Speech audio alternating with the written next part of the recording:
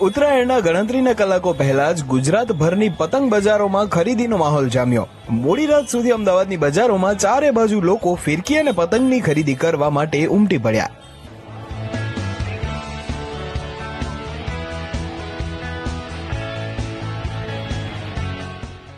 વડોદરાના 4 દરવાજા વિસ્તારમાં પગ મૂકવાની જગ્યા ના રહી।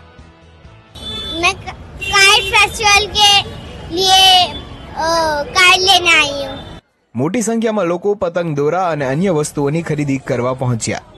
ઉત્સવ પ્રિય વડોદરા નગરીના લોકો હાલ બજારોમાં ઉમટી પડ્યા છે। આવતીકાલે ઉત્તરાયણ પર્વને લઈને વડોદરાના લોકો રસ્તાઓ પર છે।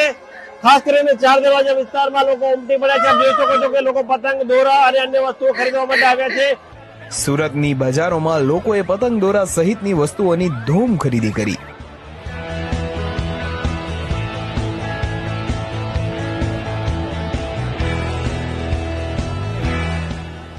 ડબગરવાડમાં પતંગ રસિકોની ભારે ભીડ ઉમટી પડી।